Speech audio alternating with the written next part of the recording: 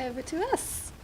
So hello everyone, and hello everyone at home watching online. For anyone that needs it, I am a white female in my late 30s with bright red hair, a blunt fringe, and today I'm wearing a white top. Joyce, would you like to describe yourself? Yeah, I'm also a white female.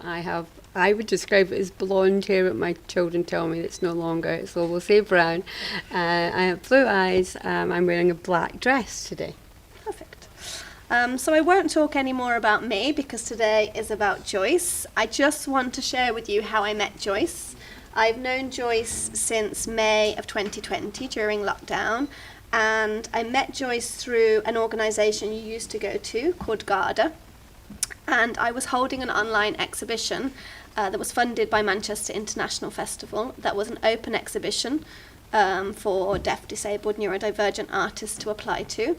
And there was a selection process, and there was 3 people involved in the selection process. And Joyce was one of the artists that was selected with a really stunning print called Making Me Invisible, which was just recently sold through an exhibition that I had in London. And that was the start of me getting to know Joyce. I've never met Joyce in person until today. Because of lockdown and because of your health and that sort of thing, we've never actually met. So it feels a very special moment that we're meeting each other within your exhibition space. So this, as David mentioned, is 5 days worth of work during your residency that was funded by Luminate. And this exhibition wasn't actually part of the original plan. It was just funded to go and do the residency and to buy some materials. And it just kind of naturally came out of it. This space was available. And so here we are with this 2-week show. And I think it's of great benefit for you to be able to see your work together, because it's rarity that you get this much space to see this many large prints together in one space. And yeah, it's really lovely to see that. I talked about meeting you in person, so we'll turn that piece of paper over. I wanted to mention, as David has, that Joyce lives with a complex physical, psychological and neurological illness, and you only started being creative in 2019, so has achieved a lot in a short space of time. So this exhibition and the themes within it and this talk today does come with a trigger warning. So if anyone feels uncomfortable at any stage, and if anyone's watching online, please feel free to remove yourself from the space and seek further advice if you need to. We will be potentially talking about things to do with mental health, trauma and difficult events that you have experienced over the years. Joyce hasn't seen my questions, so has no idea what I might ask her. So we're not sure what might come out, but I just wanted to make that clear from the start. So Joyce, let's start talking about you and about your work. So 2019, let's cast our minds back to that time, and you started being creative. What happened that led you to being creative? Okay, and my answers are just going to be honest. I think that's the only way to be, and that's who I am. So at the beginning of 2019, I'd had a difficult period of years, really, and my children had gone off the island, left Shetland, gone off to university, and that stage where I think parents feel that empty nest kind of thing happening. And that kind of triggered quite a lot in me emotionally, losing that kind of hands-on role as a mum. So I was in a difficult space, and I went along to my local arts centre in Lerwick called the Memorial, which is run by Shetland Arts, and I took myself to a wellbeing art and craft class one night a week and a wellbeing creative writing class on a different night. And my world just changed, literally overnight. I hadn't written anything creative since high school, a long time previously. And I hadn't picked up a pencil to draw since, I'm going to admit this online publicly, and I've not told many people, but failing O-grade art. The only exam I failed in my life, and I've taught doctoral level students at university over the years as a psychologist that I became. But yeah, so I went along thinking, can't do this. And I met different women running these 2 classes, and I just began this whole creative process. And it's gone a bit fast track, hasn't it? Yes. And it's changed me as a person. It's changed how I see other people. It's given me a language to express stuff that was going on in me that had lain dormant, I think, for a very long time. So I'm so grateful to Shetland Arts and to Jane and Jenny who ran these 2 classes. That they became friends and they're a big part of my life. Definitely. And I think for me as well, my background is looking at art and the therapeutic benefits of art and art to improve people's well-being. And for you and lots of the artists that I work with, I really see the importance of art in people's lives, and the fact that many artists that I work with say that they wouldn't be here today if they weren't creative, or they wouldn't be in the position they are and not in hospital if they didn't have creativity in their life. So you can't underestimate the power. No, I mean, I would say to anybody who's even thinking about it for a second, no matter how old they are. I mean, through the doors of this exhibition, the youngest was my grandchild, who's a year-old. The oldest today was the most amazing artist that I admire, Francis Walker, who was part of the establishment of Peacocks. And, you know, everybody, I mean, I do things with my grandson, he's 1 now, you know, I bought him paints before he was born, but, you know, but anybody can be artistic. There's no such thing that I've learned that is a gifted or a talented artist, because for me, art isn't what's really on the walls, that's part of the story, but the story is what went on in the making of the art. And actually, when I'm in that space, as David mentioned, that's art, it's actually making, in my humble opinion. So you said in some text that you've given to me in the past that art is just a form of play and self-expression, like you've said, giving you the freedom to just be who you are. And I know you've mentioned that you've done creative writing. Have you tried any other things other than maybe art and writing that has given you this sense of freedom? That's my husband. Look at the house.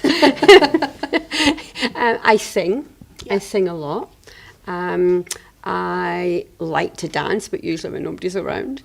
Over the last year or so, I've been doing an incredible amount of blanket making. I taught myself crochet. I mean, really, I'm a kind of non-stop creative package, to be honest now, and I wasn't that before. I really wasn't. And people who are here who have known me a long time or listening online, they don't know this Joyce Davies, because I was a book reader. I was a library person. It's not that I'm not now, but having a neurological illness means memory dysfunction. It means frustration. It means picking up something thinking, what does this mean? And when you've been quite an academic, that's a major loss.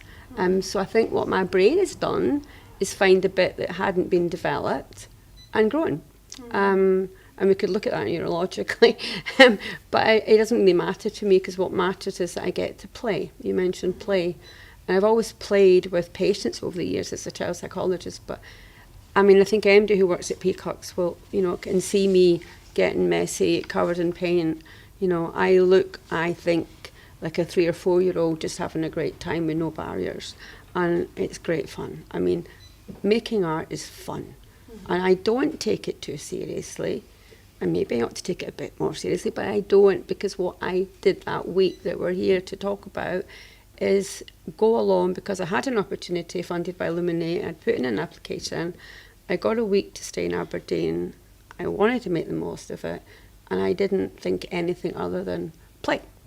And I was in that zone with good technical support.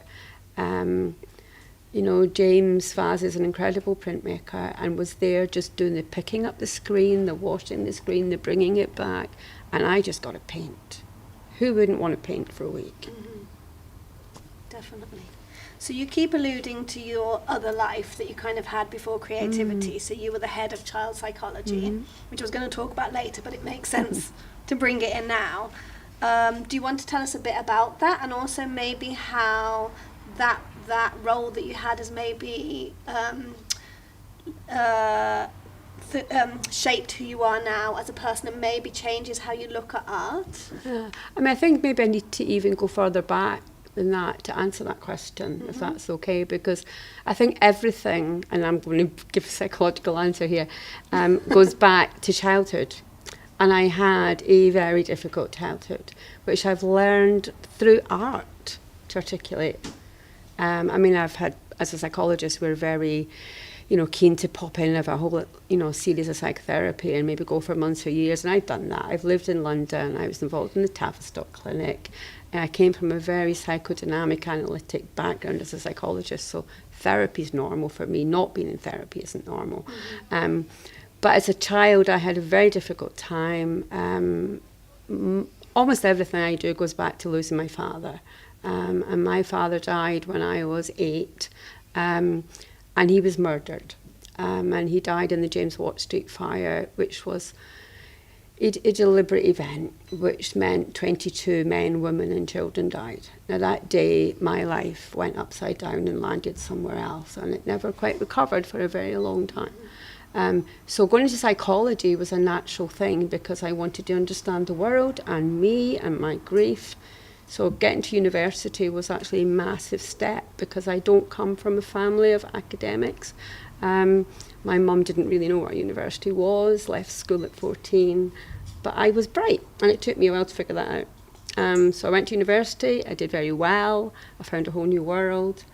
I went into clinical practice as an assistant. I went then to Liverpool, having been at Glasgow University, and found a whole new world. I then went to London. So I followed the academic, clinical practice route. And what I was doing now was trying to make sense of who I was trying to make sense of my childhood, which after my father's death became even more difficult in that I wasn't a safe child and I wasn't protected from a lot of horrendous experiences. So art, therapy, being a psychologist, I used my creativity in my work, but that was like people out there, and I used my creativity with my children. As parents, we took them to orchestra and theatre and any event that was happening, and sport. They had very privileged lives. I don't know if they described that, but they did in terms of opportunities that I didn't have. Now 2 of them are working in the NHS. One is a nurse specialist working in haematology with the dead and the dying. One works with neonatal medicine as a doctor in Edinburgh, and the other one's about to qualify as a doctor. They're bright, competent, capable, independent women, and that's the thing I'm most proud of in my life, is that we have these 3 wonderful children and now a beautiful grandson. But as they've grown, I saw what I didn't have through their eyes because I saw their lives and compared that with mine. So becoming involved in writing, I write a lot of poetry, I do performance poetry. And through art, I just made sense of things. So I think therapy, work, art, they're all part of the same thing, really.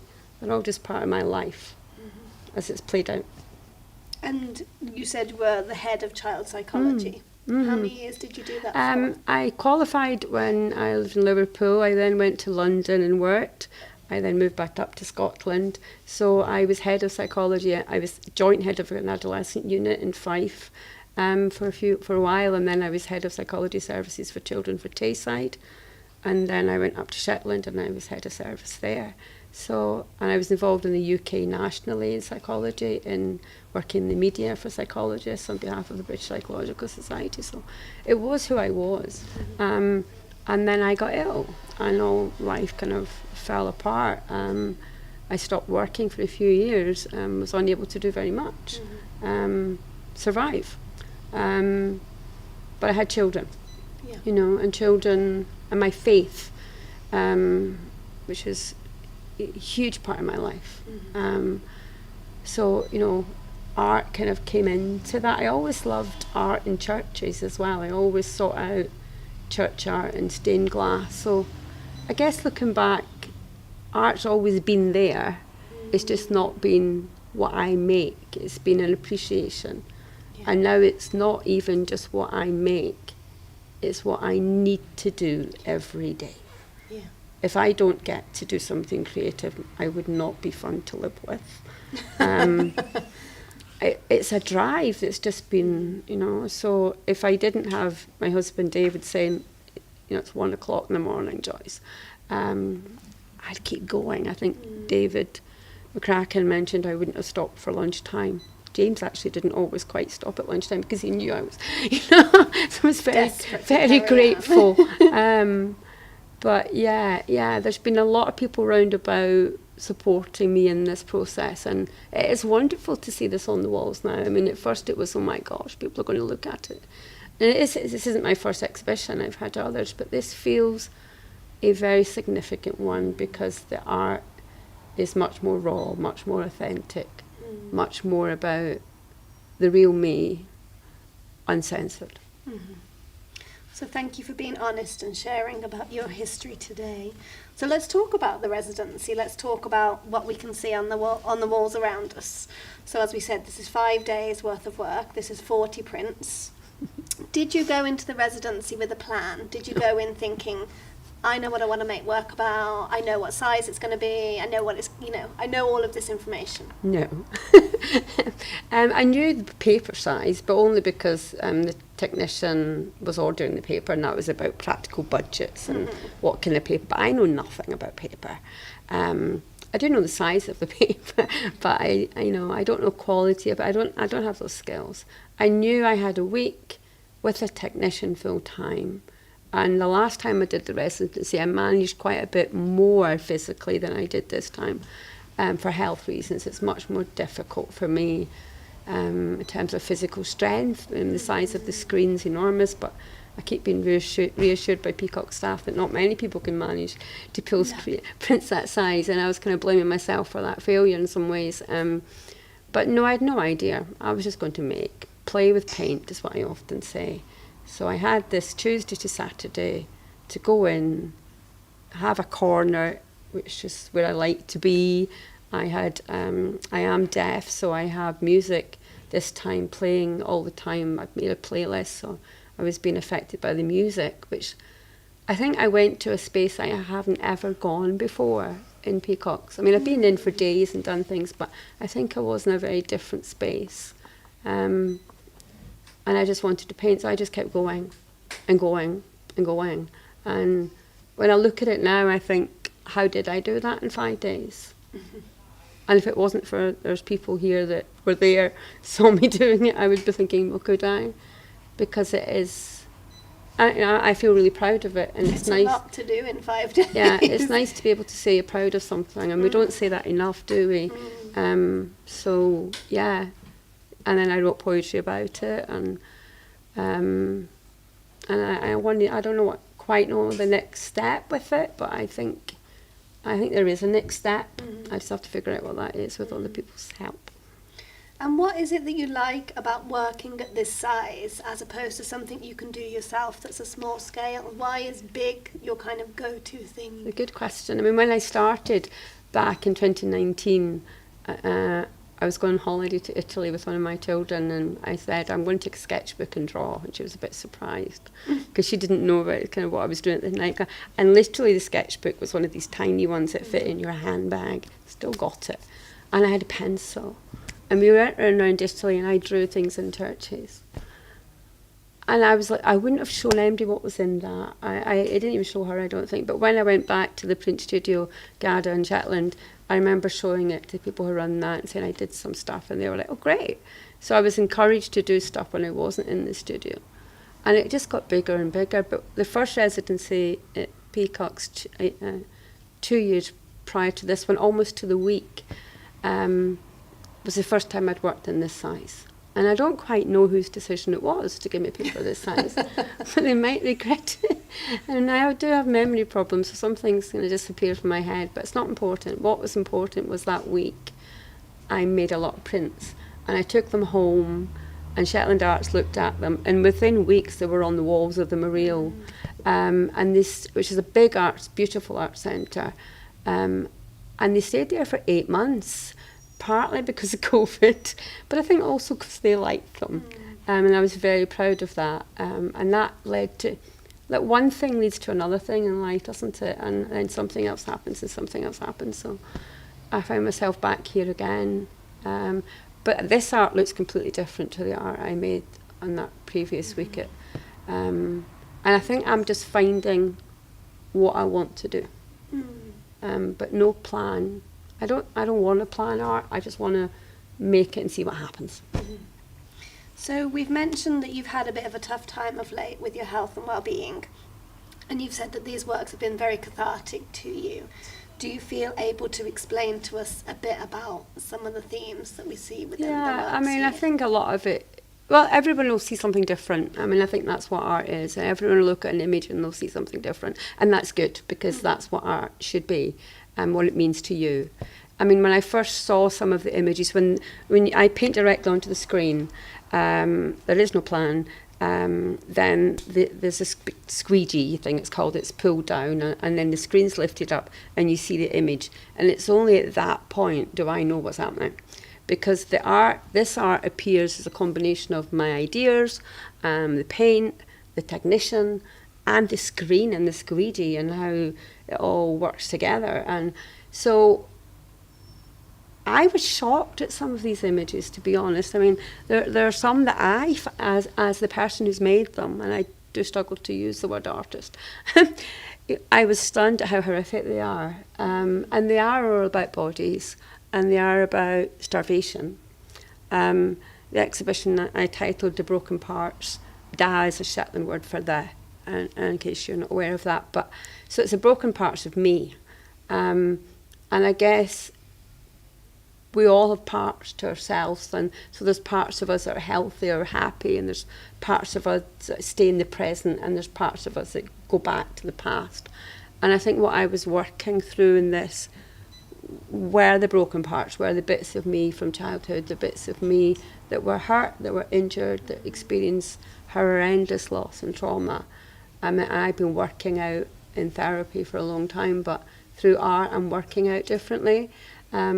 My body physically has changed beyond recognition since I first met you. Yes. Online. So now I have the experience where people don't know who I am. And I don't know on a daily basis how to buy clothes anymore. I don't know what size I am. I mean, I have lost a bit over half my body weight.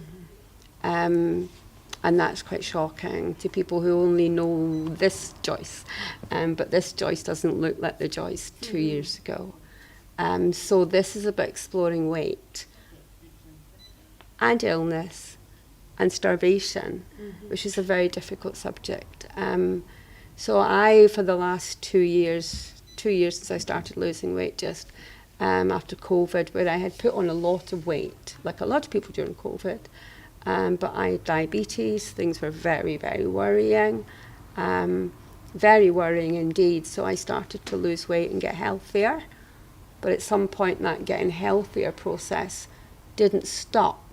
Because I have a neurological illness, so what was happening in my brain was getting very confused. So I didn't feel hunger anymore. So I was being seen by I've got more consultants than anybody should ever have in a lifetime, as well as, physio and dietitians and many specialists that I work with, mostly in Aberdeen because we don't have this service in Shetland. So it means spending about a week, 10 days every month almost in Aberdeen. Fortunately, I have an art world here, I have a church world here, I have my children here and friends here, so I kind of live between both. But as my weight's dropped, I've had every test, scan, and even surgical procedure to try and find out what's going on for me, until eventually diagnosed as having anorexia, which is, a very difficult subject to admit to yourself. Never mind talk out loud. But I guess I've always been an advocate. I've always worked in mental health. I've always tried to be open and honest. And I don't want to feel shame. And I think what this has been about, this exhibition for me, with David offering to do it. And I grab opportunities, because when you've experienced loss and trauma, you appreciate life in a different way. And we just have to look around what's happening on the news to realise that we're all sitting here and fortunate that we have a reasonable degree of health and well-being. And I don't have a great deal of health and well-being. I have quite a precarious situation. But that doesn't mean I don't wake up in the morning and think, I've got today. What can I do with today? And I value life. But it is difficult. It's very difficult to live with what I am living with. But to make art and to be in that space, it all goes. I really don't think about it. I certainly wouldn't stop for lunch. It wouldn't even occur to me. I'm told to sit down and have something because my brain is just not giving me these messages anymore. I have functional neurological disorder diagnosed 10, 12 years ago, which basically means that the brain doesn't send and receive messages. So sometimes I lose mobility, sometimes I lose speech, I have chronic pain. I won't list all my symptoms, it would be a very boring conversation. But art is something that gives me wholeness, it gives me health to a certain degree, it gives me well-being. My consultant neurologist came to see the exhibition, which just meant the world to me. And we have conversations about what this is doing, and I'm encouraged to do this by the healthcare team that I have. And I'm in a happier place. So I see it as a way forward that's going to give me the best opportunity to live life with quality of life. So yeah, this is about how I see my body and trying to explore how I see my body, and some of it's pretty ugly. But it's been very cathartic for you to do it and to get it out of there and to understand how you feel about this thing, this anorexia that you've got. Yeah. You're able to work through it with your artwork, and that's quite clear to see. And like you said, some of them, you can see that you're in pain when you're looking at the images. So I guess when your consultant came to see it, he might have started to understand a bit more what you were going through because he can visually see it. Yeah. And it's much clearer when you can visually see how someone is feeling. Absolutely. So, I think it gives just a different way. There's no words on these images, but if you looked at one individually and felt, and I would like people to stay only as long as they want. That's something we wrote in the brochure, because they are triggering, and there's certainly been people come to see this exhibition with eating disorders. If you have come, and the feedback that I've had has been, thank you, thank you for doing this, thank you for showing this in a different way. A friend of mine died the weekend before last in Glasgow, an amazing woman who had a lifetime of anorexia. And tomorrow is her funeral. She was massively supportive to me when I first got diagnosed, and she's an incredible loss to the world. And I think, we lose people through illnesses all the time, friends, family, loved one. And, illnesses like cancer, we kind of understand and we can talk about, and we all maybe know somebody, and it's tragic. I'm not undermining it. There are some illnesses that are safer to talk about and okay to talk about, but when it comes to mental health, we shy away and we feel shame and guilt.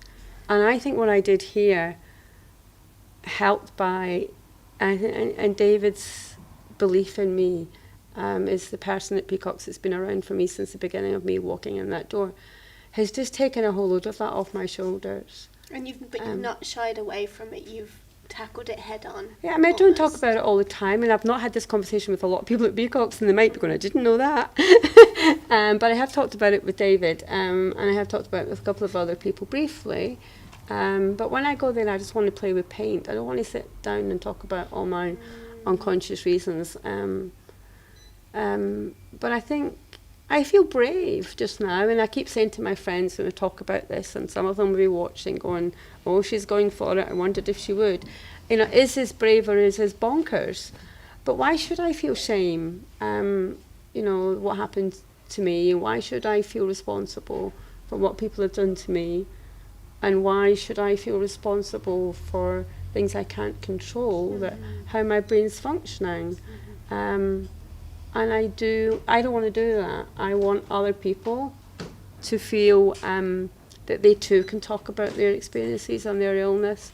And I think that might be the psychologist coming out here as well, because I spent a long time enabling other people and helping people see things that may not have been their responsibility, but they felt they were. I've seen people's lives change. So many people change their lives. That's a real honour.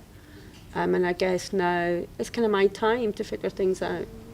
And I do get a lot of positive feedback from people about what I'm doing through art and writing. So, and they're very much hand-in-hand experiences for me. So yeah, that's kind of where I am. That's how I see it. But it's been such a whirlwind, because this was only made at the beginning of October. And this is, November. So it's been fast. Yes. So I think it's going to be, it finishes on Saturday, but another few days. I'm going down to Perth tomorrow I'm going to talk about, the week, the residency there with people from Luminate. This all comes down off the walls, and I'm kind of going to miss it. I had great fun painting on the window. How ludicrous was that idea? It wasn't mine. Stand in the window and get filmed painting. It felt like I was spray painting, and I was tuning into that part of me that's a teenager that wanted to spray paint but didn't. But yeah, I think I've tuned into many parts, parts of me from different parts of my life. And I had a conversation with somebody last week and about an experience I'd had, and I suddenly saw one of these images in my head and thought, that's what that one was about. Because I think when I was making it, it was so unconscious. There was no edit button. There was no exhibition planned. They might all have gone in the drawer and never come back out again. But when they were seen, this is what happened. So I just feel honoured and humbled that people want to see this, and people want to sit here and look at it and ask about it or be online. It's a real privilege to be in this position.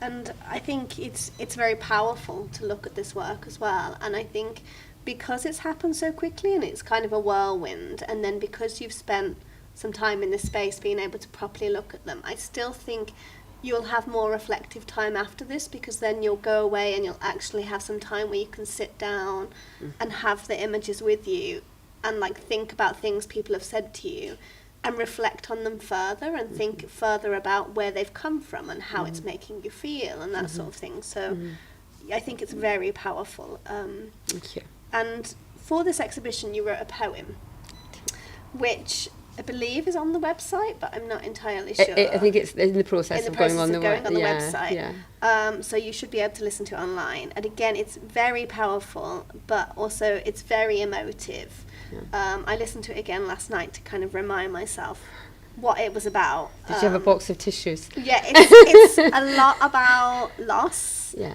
And it's about the trauma that you've been through, and you going through this very dark place, and then kind of coming out the other side, but all the trials and tribulations of coming out the other side of that, and then your eating disorder, and you talk about your hate of food, and you wanted no one to help you. I mean, it's quite difficult to listen to, actually. So I would only advise it if you're feeling okay to listen to it, because it's a difficult listen. But also it's a very powerful listen, and to listen to that and then look at the work again makes you look at the work in a slightly different light. So I think if people are coming in off the street, they'll have the aesthetics, and they'll have, maybe without looking at any text, they'll have their own opinions of it. Then they'll read the booklet and they'll learn a bit more. But I think if they listen to this poem, it makes you look at the work on a whole nother, really deep level. And maybe can you tell us why you felt it was important to pull that poem together and then to record it, because you often record yourself speak? I think it goes back to what I said earlier about going to these two classes in 2019. Tuesday night was craft, Thursday night was writing. I sat in both at the same time, and in my brain they were the same thing. There were two different tutors, but in my brain it was get stuff that was inside out. So when I made something that was visual, I would write about it. Or if I wrote something in the writing class, I'd go home and do a drawing. So they've just kind of went along. And there's a part of me that people know, that know me through visual art. And there's a whole lot of other people who know me through writing. I do performance poetry, and I've written a children's book that's been possibly getting published, and I've written a play. But it's all of it. If you look at all of that, it's my story. And I think I'm also quite into exploring different senses. So some people can't look at art because they have visual disturbance or are blind. Some people can't listen because they're deaf. I've always been somebody really a big advocate of accessibility across the senses. So it's just natural. I don't understand why people don't think, what about the person who needs a ramp? What about and when you develop an illness and you find yourself in these experiences, it's even more raw. So when I did this, it wasn't even sit down and will out, I had to put words to it. Maybe the words were being figured out as I made it, I don't know. I wasn't accessing them, but often you say I record things, often I don't even write them down. I just say it. I can be walking on the beach in Shetland and come back and say to David, my husband, I've done a poem, do you want to hear it? And he pleasantly says yes. But I do it all the time. I have got so much on my phone. And it is about letting go.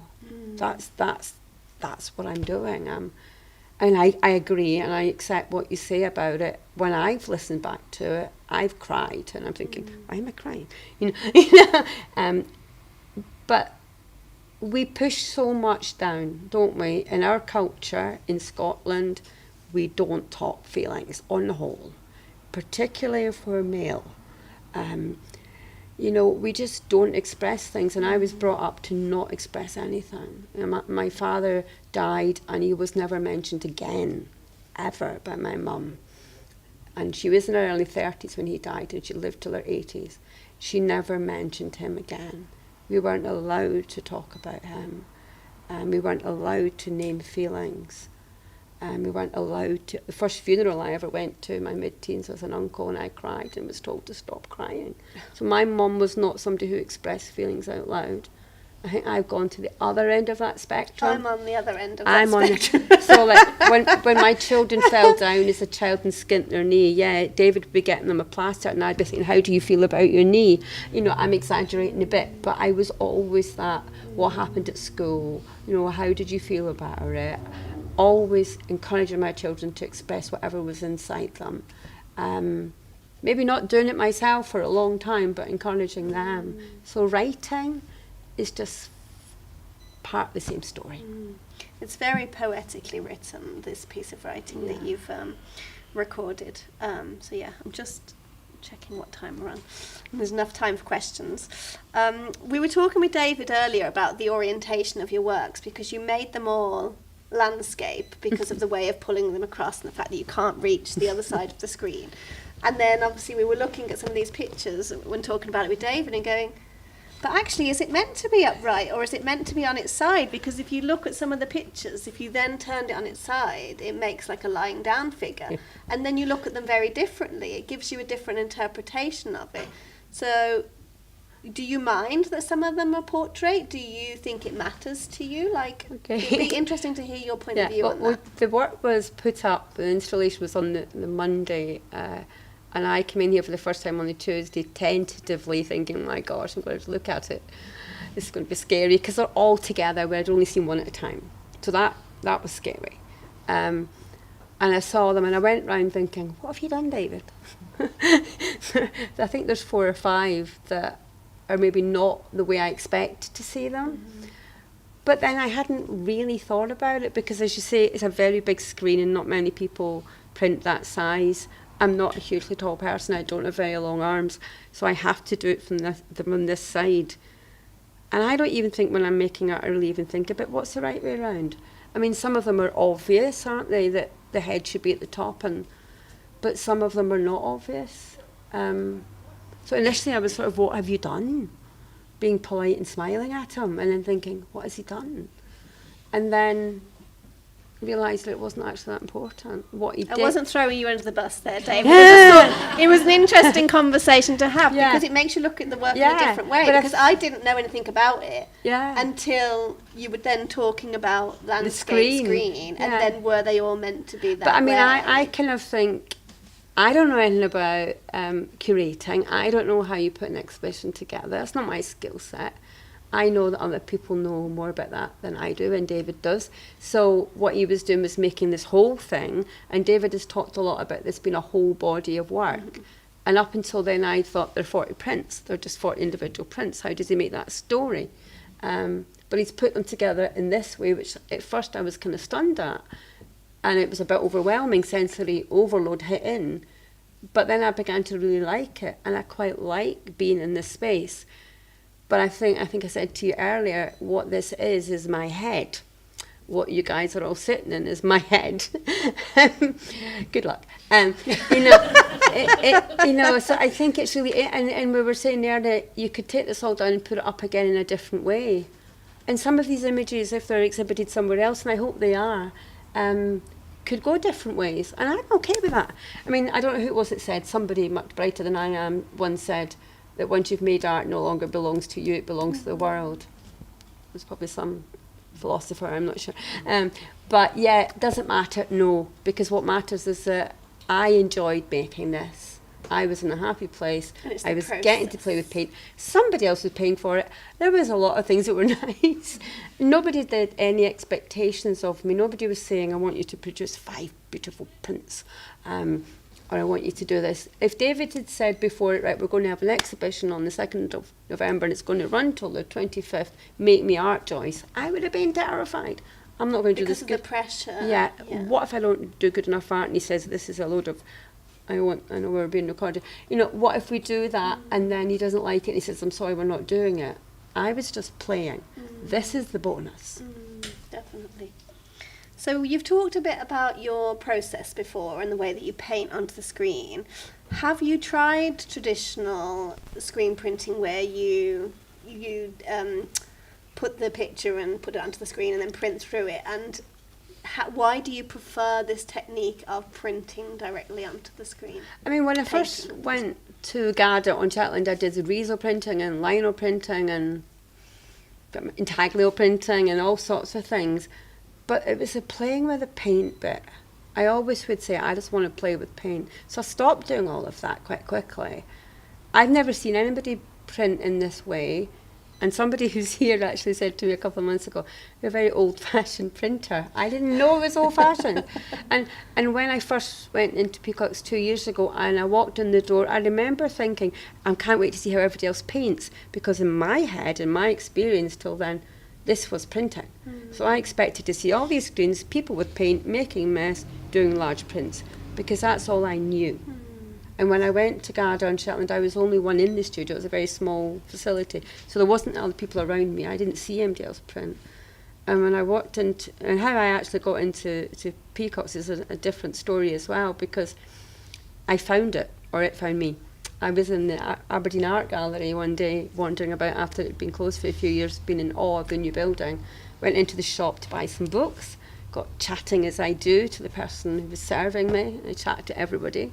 And they asked if I made art. And I said, I did a little bit of printing. This was just months into me doing it. And the person that served me said, you should go and see Peacock's. And I said, what's Peacock's? I had time before my plane home. And I wandered into the Worm, which is the other gallery space that Peacock's run. And there was David, and we got chatting. And I left, I don't know how long, 45 minutes later or something. And he'd sent me down to see around the workshops. I don't know what quite happened, but within weeks I'd put in for a VACMA to go to Peacock's and make art, and I got it. Don't know how that happened. But Shetland Arts gave me money to come and make art in Aberdeen. And then I made this for the first time in Aberdeen and just fell in love. If I could do this every day, I would be doing it, but who's going to get me a technician full time? That's not going to happen in the world of... But I want more opportunity to do residencies of that kind of length of time. Probably is long enough to then have a bit of a rest. But maybe to try other forms of printing, and there are some things being suggested to me. But I would like to paint the side of a building. I mean, I think this is now small. I don't know why. Things have just got bigger and bigger. And maybe bodies have to be real life size, But I think another residency, I might do something completely different. But this was very different to the work that you made on the last residency. Yeah, that was all quite happy pictures. And I think it wasn't happy because I was feeling happy. I really wasn't. It was happy because I had to be happy then. But one you of were the trying to hold it together. Yeah, one of the images from that exhibition still lives on the wall of the Memorial in Lerwick in Shetland Arts.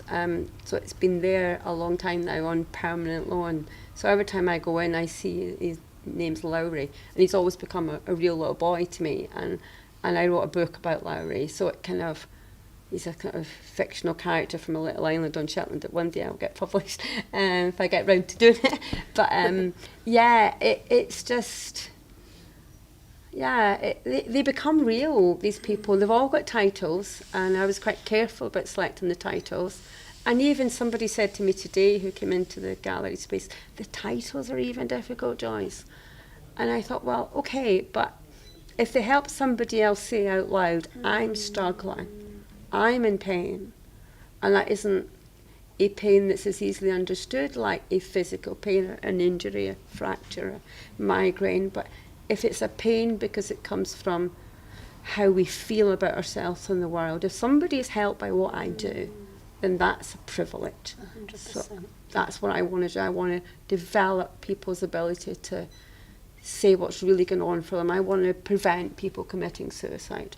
You know, you said at the very beginning, you know, people say that they wouldn't be alive if they hadn't found art. And, you know, I am a very religious woman. I'm a mother. You know, I want to be alive. I'm fighting ill health to be as well as I can. But it's a struggle sometimes, and I can understand why people get desperate. And I've known people personally who have ended their life, work and friends. So, you know, life is about talking, and we need to talk more. That really is a message that I want people to hear, that don't be ashamed of how you feel, because, you know, what you feel has come from your story and what's gone on before, and you cannot, you know, blame yourself. You'll never be as happy as you can be if you blame yourself. And it opens up questions, I think, because you come in and you look at the work on one level, and then you look at the title, and you look at it on a whole different level, and you think about you and what you've been through looking at those titles. So I think it's very empowering that you've done that, and the fact that it will open up those conversations, and someone might go away and talk to someone and be like, I saw this thing today, and, you know, it made me think about this, or it triggered this, or, you know. I hope so. And that can be difficult, and it could be positive. So there's two sides to it. But yeah. I mean, when we first talked about this, first thing I said was I want a trigger warning. You know, this is not easy stuff, and I'm very quick to try and protect people. It's what I've done, or advocate people. I'm very involved in politics as well, and a champion for lots of deserving causes, and, you know, being a trustee for lots of charities, and that's who I am. I don't stop helping other people, and sometimes when you're that kind of person, it's hard to help yourself because you put people first. But I haven't hidden what this is about, you know. I haven't painted nice pictures of Shetland ponies and puffins. Lots of people do that and love doing that. Lots of people like that kind of art. This is not necessarily going to hang on somebody's mantelpiece easily. But it wasn't meant for anybody else. I don't know what's going to happen with it, but I'm growing more attached to it every day. I feel more proud of it every day. And if other people can make things, whatever that form of art is, if that's ceramic or it's through song or dance or whatever it's through, if you can release what's going on inside you, you're in a better place. Yeah. And you've stayed true to you through making this, and that's really important. Yeah, I think this is me, warts and all. Yeah. And it's been upsetting for some people in my life. Some people in my life are not in a position to deal with this. But I feel that I've been silent for long enough, and I'm not wanting to be that person anymore. It doesn't mean if somebody says to me, tell me all about this, I'll necessarily tell them, because you trust people, and at the basis of everything is trust. And I need to feel safe with people before I tell them things. So friends for me are really important, and I love them to bits, and I've got some amazing friends I'm very privileged to have in my life. So I wouldn't say to people, go out and disclose everything tonight because you've heard this conversation. I would say, pick who you talk to, make sure you're safe, keep yourself safe. We have a list of charities on the brochure for this exhibition that we came up with, safe charities to go to for mental health support. But I guess if you walk down your average high street in a city in the UK, you're not going to expect an exhibition necessarily about anorexia, but it's kind of what I've given folk. And I would have liked to have seen this a couple of years ago or a year. I would have liked to have seen somebody put art that made sense to me. And yeah, maybe I've just done it for me. Maybe it's all purely selfish. That's fine. People make art for selfish reasons, and there's nothing to be ashamed of with that. I have more questions, but I want to open it out in case anyone sitting here has any questions. I don't know whether we can see questions on YouTube, John? Jay? None so far. If anyone has any questions, yep.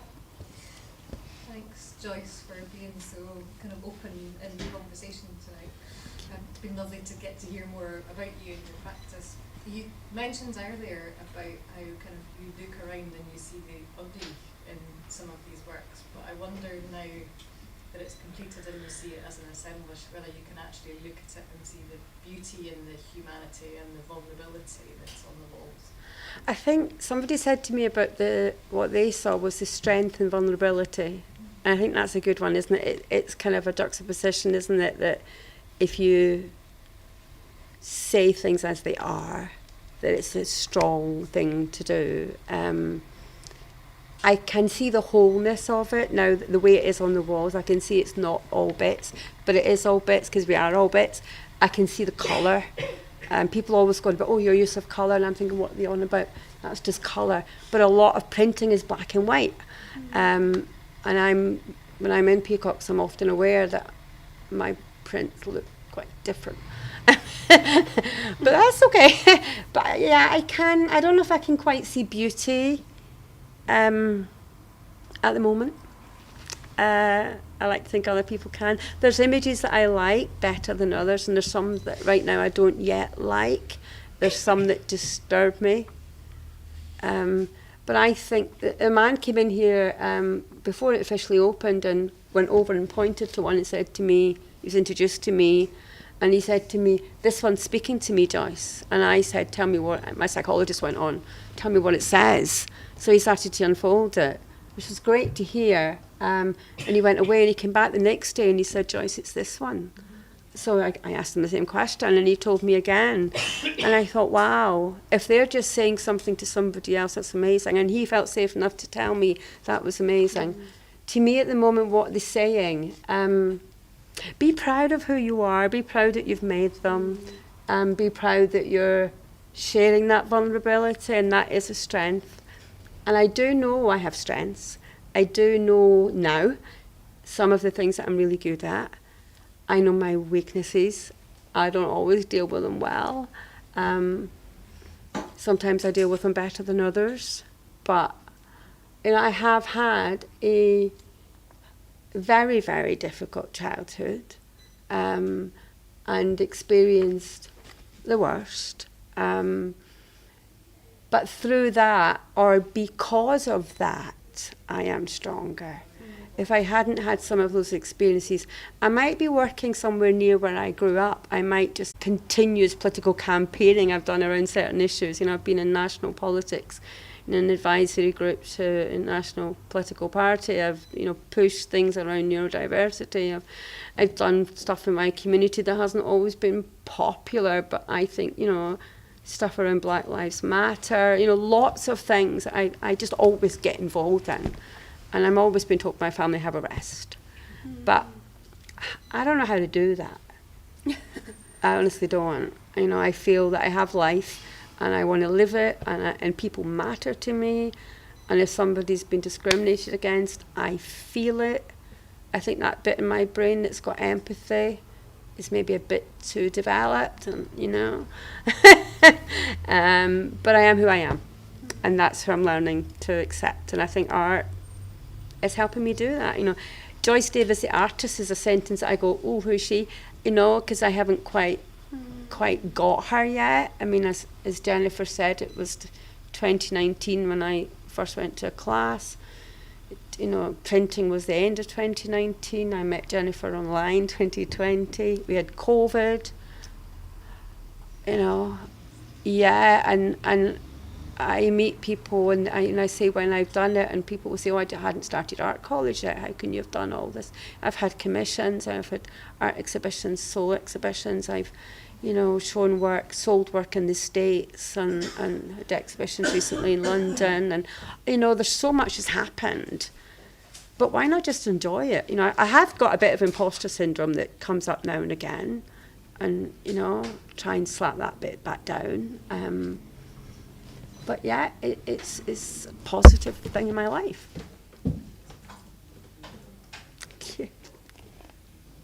There's nothing online still, is there? That's okay. We have a question Oh, you do? Anna Lou Waller. Yeah. Part 1. Thank you, Joyce. What an incredible privilege to hear you speak so honestly. Tonight has shed light on some of your story. I am so glad I was able to visit the exhibition on Saturday. I came away with a sense of beautifully curated story told in art which speaks of hurt and agony, but I also came away with a sense of hope. Is this something you share, or is it in the eye of the beholder? Thank you, Anna-Lou. No, I think hope is the word I hear most from that question. I think you never, if you don't lose hope, there's always something to strive for.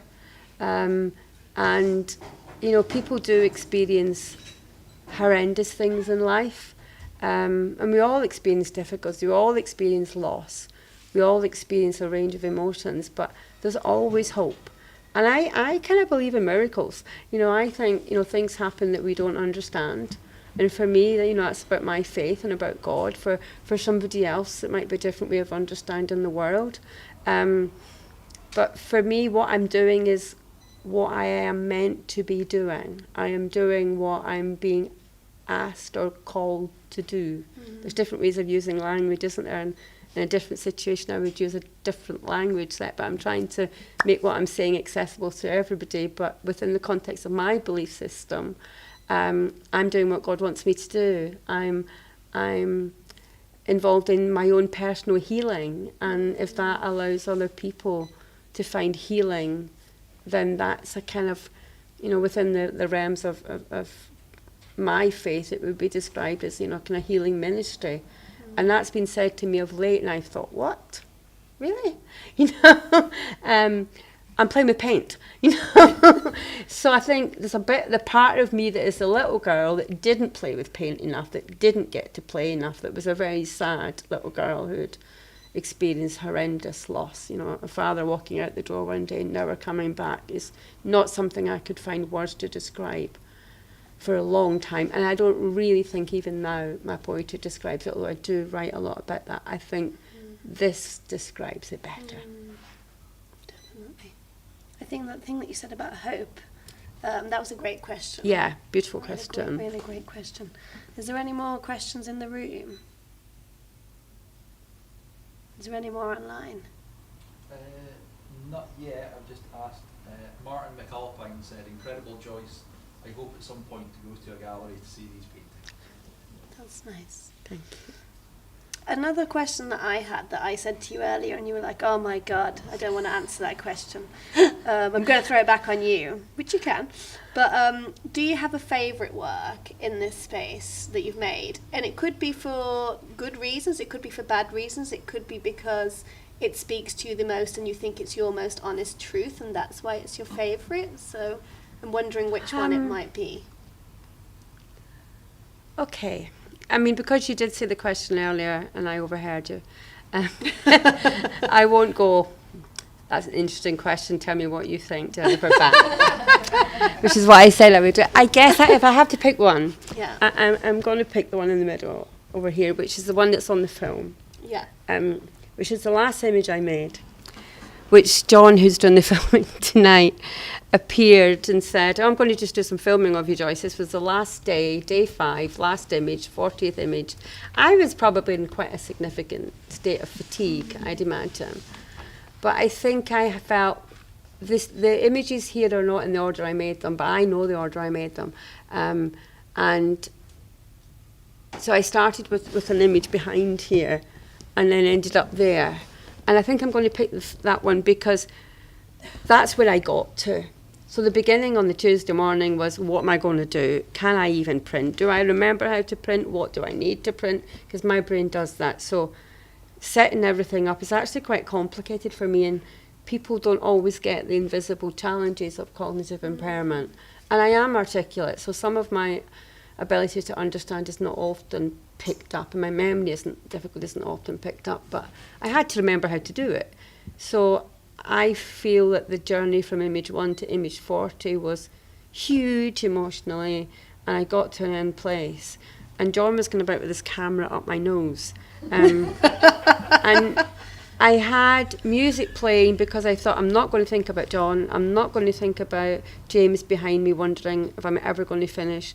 I'm just going to enjoy this last bit of time with paint. And that is a pretty disturbing image, because there are some that are about the size of a body being larger and then becoming smaller and smaller. And I think, you know, the shadow behind that one is the trauma. It's me, I only now think, is me representing the trauma that sits on our shoulder, that the invisibleness of trauma that weighs us down isn't seen. And we want to dismiss it. We want to say, oh, you'll get better. You know, grief heals in time. We give these platitudes to people.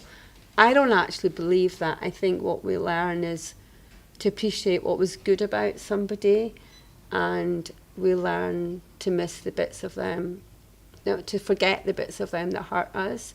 And for me, the trauma of my father's death, it's never going to go away. It'll never go away. You know, if I live to be, you know, in my 90s, you know, I'm not going to forget who my father was. My father was one half of the reason I was born. And he went. And he was the perfect father, because I have no memories of him being anything other than perfect. So the trauma that sits there when you've experienced horrendous grief is there. And that's, so I'm going to go with that. I know you maybe wanted a prettier image to be happy. Well, it's not about that. I said to you, what's your favourite for good or bad reasons? Yeah, I think the fact that feels very powerful to you and very important to you for what it represents. Yeah, I think so. I mean, there are some that I find more upsetting because they're about what I'm frightened that might happen. Mm-hmm. So there's some that when I look at them, I think, is that going to be me? Mm-hmm. Because I don't really know what I look like. Mm-hmm. So sometimes, like, you know, Facebook photos pop up and you see yourself and you think, what's that? So now that photos, you know, and there's been a lot of cameras around this residency and exhibition, and I see images and think, you know, for a second, who is that? So it's complicated. It's complicated when you have eating difficulties. It's complicated when you have neurological impairment. It's complicated when you put all of that together with trauma. So, yeah, some of this is about my fear of the future. Some of it is about experiences that have happened, I think I've unconsciously put down. So if you ask me my favourite tomorrow, I'll say something different, just like the man who came in last week. But I think you'll always be drawn back to that one for the message that it has for you. And maybe the beginning one, the beginning and the end of, because that week's now been done and it's in the past, and another residency would be a whole different thing, with no expectations, I hope, or certainly not mine. There was mention today about, you think about screen size, and think about type of paper, and I'm thinking, is that building up expectation to produce something better? Because it's not what I produce that matters, it's that I'm just doing it. And like you said, it's the process that's the most important thing for you. Yes, there's an outcome from it, but what you've worked through that process is of utmost importance. And nobody will ever really understand what an image is about unless I sit and try and figure it out with them. And good luck with that. You know, I think that's, I think some of them I wrote words on it. That one there, I wrote the word story. And then I remember thinking, that's quite disturbing, because what you're doing, Joyce, is telling your story, so maybe you shouldn't do that. So, you know, but I stopped putting words. I only put words on a couple, and then I didn't put them on anymore. Great. Well, we're going to call it a day. We're going to end it there. Thank you for being so honest and so truthful, and, you know, really sharing your story with everyone and telling everyone how you got to this stage today, and also explaining these works and how powerful they are and how cathartic it's been for you to work through what's happened to you over the last 2 years and kind of put it into this body so raw for us all to see. And I really appreciate your honesty and, like you said, your bravery. But I don't see it as bravery, I see it as powerful, and I see it as I can't even think what the word is that I wanted to use now, but it's incredible to see, and I feel honoured to have been able to see them. And to see this journey that you're going on is really beautiful, so thank you so much. Thank you. Can I just say thank you to you for coming up from Manchester to do this welcome. interview. And also thank you to the incredible people at Peacock, and for David McCracken in particular, and also the great technical support I had from James. And thank you to Illuminate for funding it, and for everybody who's taken time to come and listen to my story. Thank you for everyone coming today, and for everyone online. Thank you so much. And this exhibition will be open for a little while longer, I think, David, for people to look at the work. Yes, it's on through until Saturday. But today, this evening, will it be open for a little while for people to look at the work? Please, Yeah. can I just have a glass of wine? Yeah. Some water. Or some water. Cup of wine, sorry. So thank you very much. And thank you, Joyce.